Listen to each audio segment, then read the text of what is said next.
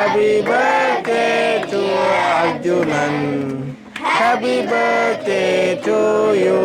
சொந்தமாக கையை தட்டி விடும். ஓகே, என்ன விஷயத்துக்காக வந்து இதில் இப்போ எல்லாருமே ஜாயிண்ட் ஆகிருக்கோம்னு சொல்லி பார்த்தீங்கன்னு சொன்னால், அர்ஜுனன் என்று சொல்லப்படுற தம்பியினுடைய 2வது பிறந்தநாளை முன்னிட்டு வந்து நாங்கள் இந்த இடத்துல வந்து எங்களுடைய கல்வி நிலையத்தில் வந்து இந்த கல்வி நிலையத்தில் படிக்கிற அத்தனை மாணவர்கள் ஆசிரியர்கள் எல்லாருமே வந்து இப்போ ஒன்று கூடியிருக்கிறோம்.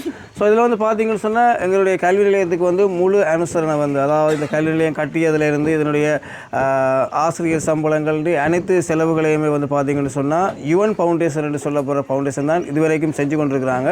ஸோ அவங்க வந்து உங்களுக்கான இலவச உபகரணங்கள் அப்படின்னு சொல்லி நிறைய விஷயங்களை செஞ்சுருக்கணும். அந்த யுவன் ஃபவுண்டேஷன் ஊடாக YRA என்று சொல்லப்படுற எங்களுடைய கல்வி நிலையம் வந்து இயங்கிக் கொண்டிருக்குது. இந்த YRA என்று சொல்லப்படுறது வந்து பார்த்தீங்கன்னு சொன்னால் செல்வராஜ் அண்ணான்னு சொல்லி தான் அவர் தான் என்னோட நேரடியாக கதைச்சி வந்து நான் கேட்டதுக்கு நாங்கள் இந்த கல்வி நிலையத்தை என் ஊடாக வந்து நடத்தி கொண்டிருக்கிறார். ஸோ இந்த 3 பேரும் வந்து YRA என்று சொல்லப்படுறது வந்து 3 பேர பிள்ளைகளுடைய பேருடைய முன்னெழுத்து.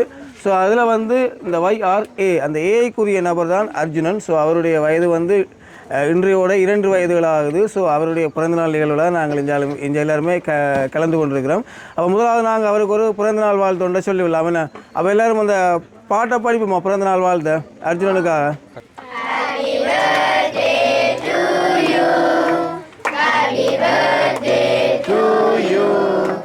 Happy birthday to Arjunan. Happy birthday to you. சொந்தமாக கையை தட்டி விடும். ஓகே, தேங்க்யூ எல்லாம் வருங்க. ஓகே, ஸோ நாங்கள் இப்போ தம்பியினுடைய தம்பி வந்து இப்போ இல்லை தானே, அவர் வெளிநாட்டில் நிற்கிறதால இங்கே வரையலாது. அப்போ தம்பியினுடைய சார்பாக வந்து இந்த 6ஆம் வகுப்பை சேர்ந்த இந்த 2 மாணவர்களும் வந்து இப்பொழுது இந்த கேக்கை பற்றி செலிப்ரேட் பண்ணிக்கணும். ஓகே தங்கச்சி போட்டுங்க. இப்போ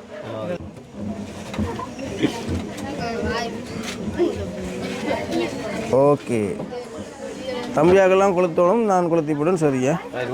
ஓகே, ஊதி விடுங்க பாப்பா. ஓகே, என்ன கேட்க விட்டுங்க தம்பி பாடி. அதான் வேக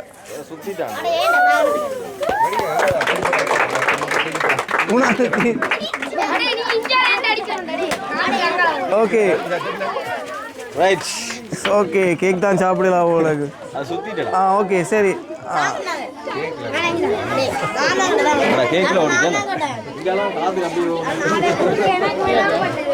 ரெண்டு இருக்கும் தீர்த்தி வரும். தீத்தா கூடாது.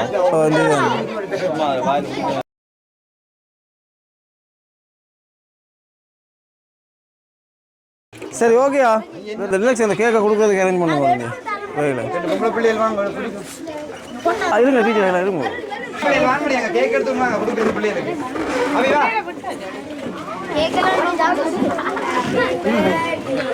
தம்பியாக்கள் அமைதியா இருக்கும்.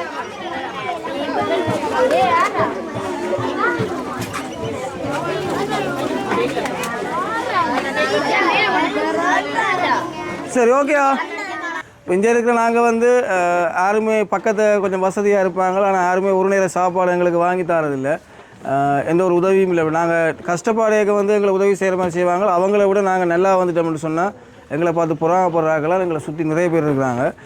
இப்போ அதுலேயும் வந்து குறிப்பாக பார்த்தீங்கன்னு சொன்னால் இந்த அங்கிள் வந்து இப்போ செல்வராஜன் சொல்லப்படுற அண்ணா வந்து கனடாவை சேர்ந்த இந்த ஸ்பான்சர் நிறுவனம் வந்து கனடாவுக்குரிய நிறுவனம். அப்போ அவர்களுக்கு வந்து இதில் இருக்கிற ஒரு மாணவர்களையும் தெரியாது. நீங்கள் இதில் இருக்கிற ஒரு பிள்ளைகளை கூட அவருக்கு யாருன்னு தெரியாது. இதில் இருக்கிற டீச்சர்ஸ் மேரில் வந்து ஒரு டீச்சர்ஸ் மேலே கூட அவருக்கு யாருன்னு தெரியாது. குறிப்பாக என்ன கூட யாருன்னு அவருக்கு தெரியாது. என்ன வந்து யூடியூப் ஊடாக என்னுடைய முகம் பார்த்து அதன் ஊடாக வந்த ஒரு சொந்தம் தான். அவர் ஊடாக இருக்கிற உறவுகள் எல்லாருமே இணைஞ்சு செய்யணும். அப்போ பாருங்கள், அங்கே ஒரு மாதத்துக்கு வந்து இவ்வளவு லட்சங்களை செலவழிக்கிறோம் உங்களுடைய டியூஷன் ஃபீஸுக்காக. வந்து இதை கட்டிடங்களை போட்டு உங்களுக்கு வாங்கு மேசை செய்கிறதுக்கும் எத்தனையோ லட்சங்களை வந்து செலவழிச்சிருக்கணும். ஸோ இதெல்லாம் செய்ய வேண்டிய அவசியம் வந்து அந்த குடும்பத்துக்கும் அந்த உறவுகளுக்கும் தேவையில்லை உண்மைக்குமே. இவ்வளோ அந்த காசை வந்து அவங்க ஒரு ஆடம்பர வாழ்க்கையை உண்டு வாழலாம், அவர்களுடைய குடும்பத்தோடு வந்து ஒரு இன்ப சுற்றுலா கொண்டு போகலாம். இங்கே மாதம் செலவழிக்கிற காசுக்கு சொல்கிறேன் நான்.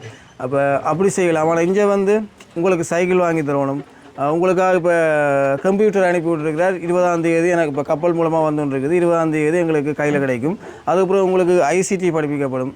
ஸோ இப்போ பார்த்தீங்கன்னு சொன்னால் என்னட்ட எப்போ பார்த்தாலும் உங்களை பற்றிய கேட்டு பிள்ளைகள் வழியாக படிக்குதா, பிள்ளைகளுக்கு என்ன கஷ்டம் இருக்குது, பிள்ளைகளுக்கு ஒரு நாளும் சாப்பாடு கொடுப்போமா, என்னோட கேட்டவர் ஒவ்வொரு நாளுமே பிள்ளைகளுக்கு சாப்பாடு கொடுப்போமான்னு கூட கேட்டார்.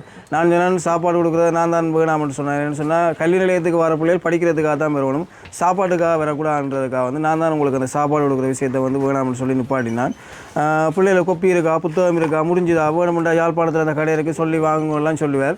அப்போ உங்களுக்கு என்ன தேவை இருந்தாலும் என்னோட கேளுங்க, பாடசாலை உபகரணங்களோ என்னவா இருந்தாலும் தாங்க. இப்படி ஒரு உறவு வந்து இந்த 8ஆம் பேக்காலுக்கு கிடைச்சது வந்து ஒரு மிகப்பெரிய ஒரு பொக்கிஷம் ஒன்று தான் நான் சொல்லுவேன். சொன்னால் சிலர் வந்து செய்கிற உதவியை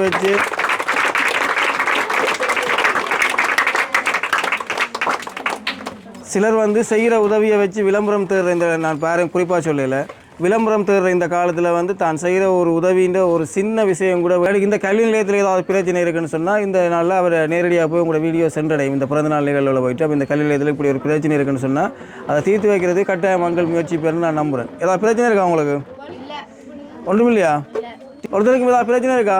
ஓகேயா, சரி. அப்போ இந்த இடத்துல வந்து நாங்கள் மீண்டும் வந்து எங்களுடைய அர்ஜுனனுக்கு வந்து நன்றியை தெரிவித்துக் கொள்கிறோம். இந்த கல்வி நிலையம் வந்து இந்த தம்பியின் பேர் தான் இந்த வரைக்கும் இயங்கி கொண்டிருக்குது. ஒரு வளர்ந்து வர ஒரு சிறுவர், அதாவது இப்போ தான் 2 வயசு, அந்த 2 வயசில் இருக்கிற அந்த சிறுவனை நாளைக்கு 10 வருஷம் கழித்து அந்த தம்பி வளர்ந்து பார்க்க வந்து 10 வருஷமாக இந்த டியூஷன் சென்டரை இந்த தாத்தா என்ற பேரில் நடத்திக்கிட்டு வாரன்னு சொல்லி விரும்புவார். இப்போ வெளிநாடுகளில் பார்த்தீங்கன்னு சொன்னால் இங்கே இலங்கையில் இருந்து ஒரு 20 வயசு இல்லை 25 வயசில் போனாக்கள் இருப்பினும் தானே அவையெல்லாம் எங்களை ஈழத்தில் இருக்கிற மக்கள்கிட்ட கஷ்டத்தைப்பட்டு உணர்ந்து உதவி செய்கிறார்களாக இருக்கணும். அங்கே போய் பிறந்த பிள்ளைகள் இருப்பினும் தானே அவையில் வந்து எங்களை ஈழ மக்களோட கஷ்டங்கள் எல்லாம் தெரியல அவங்களுக்கு. அங்கே அந்த வெளிநாட்டு கலாச்சாரத்தில் வளர்ந்தால வந்து இங்கே இருக்கிற மக்களுடைய விஷயத்தை உணர்ந்து கொள்வது வந்து மிக குறைவு.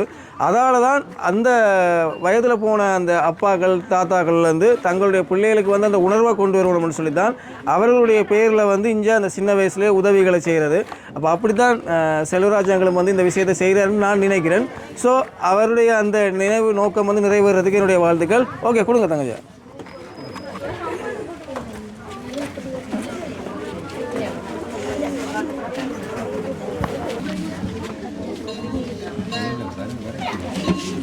ஊசி கொடுக்கலாம் 50 நேரம் போட்டுதான்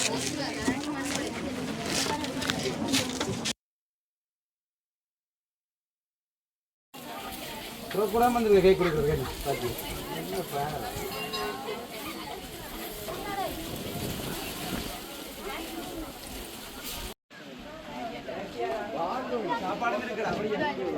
மற்ற மாணவர்கள் ஆச்சரியப்பட்டு போனீங்க, என்னடா திடீரென்று எங்களுக்கு கிடைக்கலையே ஓமா இல்லையா? ஓ